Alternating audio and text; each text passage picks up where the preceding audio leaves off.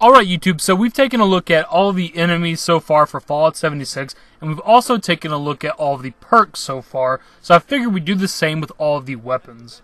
Now this is based pretty much entirely off of the E3 showcase, because that's where we got all of our gameplay footage pretty much, and a little bit of the no-clip documentary. Now from the gameplay we got from E3, there is a handful of newer weapons, but there is a lot of returning weapons from Fallout 4 and probably other Fallouts as well. And I'm sure once the full game comes out, there's going to be a lot of newer weapons, but anyways, let's get into it. First up, we'll start with this image from the no-clip documentary. If you look up at the top left, you can see that, of course, pipe weapons are coming back, the pipe bolt action, and single-action revolver. I don't exactly know what that is. We could maybe find a comparison online somewhere. And then we have, of course, the black powder pistol, which is new, the Molotov cocktail is returning, and the 10mm pistol is returning. Now, something to take away from this, for starters, the black powder pistol, obviously a new weapon. So I think it's the only weapon we've seen the stats for so far. You can see its damage, its ammo, its fire rate, and everything like that. But one of the major takeaways from this image is that this weapon has a level requirement. It says level 10, or it's a level 10 weapon, or whatever that means. I'm assuming it's a level requirement to use the weapon. And if that is a level requirement to use the weapon, it's actually a really good thing considering this is a multiplayer game, and we can trade and give items to each other. So that means that I wouldn't be able to just craft or loot a really high level item and just give it to one of my friends so they start out the game really well. They gotta be a certain level to use the item, and I think that's fair. If you want to start back at the beginning of the video we had in the background, the character seems to be attacked by something that resembles the missile launcher. Obviously we don't know for sure, but it's a safe bet. It is a rocket-propelled weapon. It looks like a damn missile, and that's been a common weapon since Fallout 3, so I'm assuming it would return as well in Fallout 76. Now, if we move forward with the gameplay a little bit, we see whatever this character is pull out the MG42, which is a very common weapon. We see it a lot of times throughout the gameplay from E3. Now, this is pretty interesting because it's pretty much an entirely new weapon category when it comes to the Bethesda Fallout games. There was a light machine gun in New Vegas, but when it comes to Bethesda Fallouts, when it comes to Fallout 3 and Fallout 4, we didn't have anything like this. So I'm pretty excited to have a new weapon category to mess with in the Fallout series, and there is another LMG that we have seen in the gameplay, which we'll get to. If we let the gameplay go forward a little bit, we see the character pull out what everybody is calling the flintlock pistol, which is what it is, but I think this is actually the black powder pistol. They look exactly the same. We see the character reload with some black powder. It's a single-shot weapon. We know the black powder pistol is a single-shot weapon. But people are seeing this gameplay and seeing that image from the Pip-Boy from the no-clip documentary and thinking they're different weapons, and I think they're the same. Really quickly, I want to look at this scene with the vault character. You can see the woman on the left is holding some sort of hatchet or smaller axe. The guy on the right is using some kind of handgun, but the blonde woman is using a shish kebab, a very specific weapon.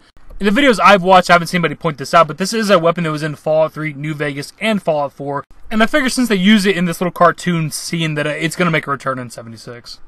Now with this scene, we get to see the laser rifle on the left, the assault rifle on the right, and then I've heard it speculated that the middle might be like a submachine gun of some sort.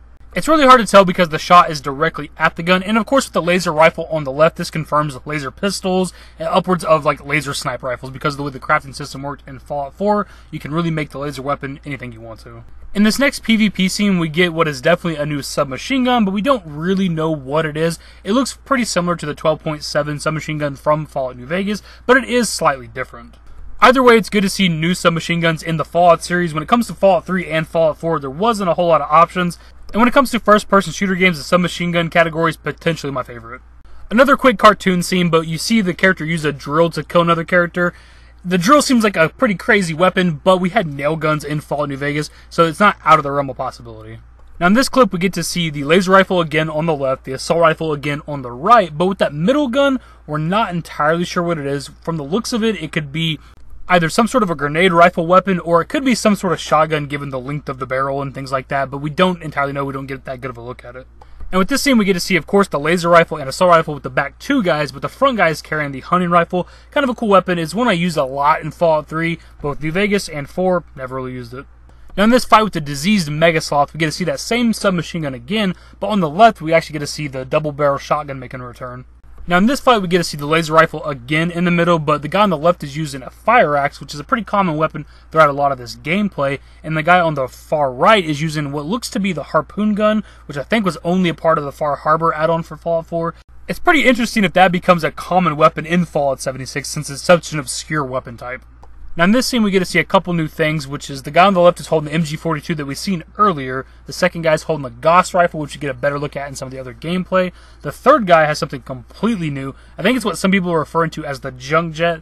I don't think that's what it is because it looks drastically different, and most of the weapons from Fallout 4 look pretty much the exact same. And the guy on the far right is holding the Browning. I think it's what some people are calling the M2 Browning. Don't know if that's what it is. I don't know anything about guns.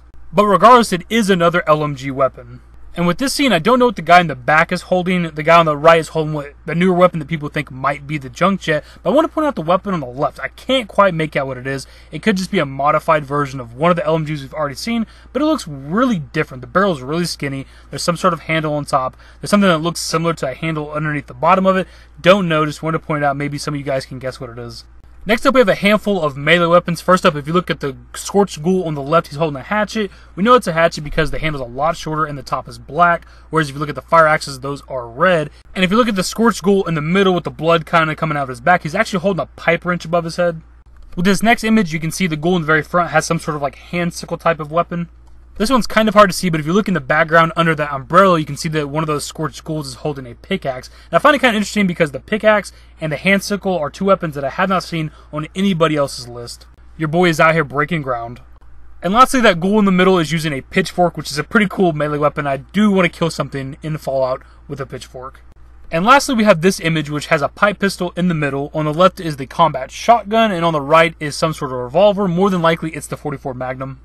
And that's pretty much every weapon we found so far for Fallout 76. I couldn't find the combat rifle, which is actually on the Fallout 76 Wikia list. I didn't see it in any of the gameplay, but I'm sure it's there somewhere. And it's definitely possible that I missed some other weapons throughout some of this gameplay, or probably even the no-clip documentary. There's probably one random scene somewhere within that that's showing us a weapon we haven't seen yet. I really enjoy doing these kinds of videos where you just kind of group all of one thing together in one video so you can see everything.